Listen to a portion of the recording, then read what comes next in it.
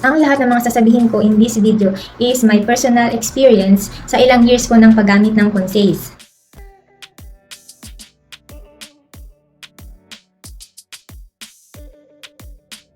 Ang retail price niya is $13.50 per capsule. Available siya guys in all leading drugstore nationwide.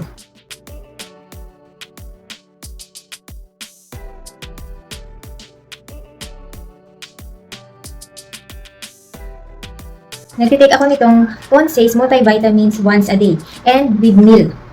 Kung acidic ka, kung iinom ka nitong Consace, kailangan may laman yung tiyan mo. Na-experience ko kasi guys, one time na uminom ako nitong Consace, yung walang laman yung tiyan ko, talagang sumakit siya. Tsaka sobrang parang naging acidic lalo yung tiyan ko nung ininom ko siya nang wala akong kinain. After mong kumain ng breakfast or dinner, it doesn't matter kung iinumin mo siya ng morning or night as long as merong laman yung tiyan mo. Iniinom ko to guys, morning or night. Depende na lang siguro kung nakalimutan ko siyang inumin sa umaga, iinumin ko siya sa gabi. So guys, magpapakita ko sa inyo ng mga pictures and videos nung time na marami pa akong mga tigyawat or acne. So makikita mo na marami talaga akong acne nung time na yan.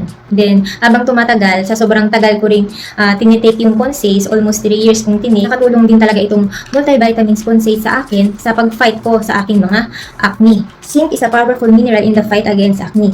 Its anti-inflammatory, antibacterial, and skin healing properties can be great support to your acne fighting regimen. Zinc helps but does not completely cure your acne. Kaya importante pa rin guys na kung may mga malala na kayong mga acne or tagyawat, kailangan mong magpa-check sa dermatologist. Hindi lang itong Consace yung nakatulong sa akin guys na magpa-heal ng mga acne ko. So, may mga ginawa kong mga ways para matulungan din yung pag-heal ng aking mga acne. So, number 1, tamang lifestyle.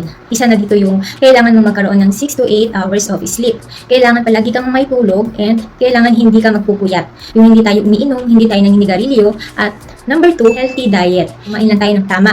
Kumain tayo ng prutas, gulay, at yung tamang pagkain ng mga karne. Proper skincare. Ito yung isa din sa mga nakatulong sa akin kung bakit nag-heal yung acne ko. Kailangan meron kang mild cleanser, meron kang toner, and meron kang moisturizer. And importante rin, kahit na oily tayo, mag-moisturize din tayo ng mukha natin. Ako guys, skin type ko is oily, acne-prone skin. Kahit na oily ako, nag-moisturize pa rin ako. Kasi guys, pag nag-dry yung skin mo at hindi ka nag-moisturize, may possibility na mag-dry siya and mag-cause ng acne breakout. Kung meron tayong mga malala na problema sa acne, is mag-consult pa rin tayo sa dermatologist. Kasi sila talaga yung makakatulong sa atin na gumaling or mag-heal yung mga ating mga problema sa mukha, ang ating mga acne.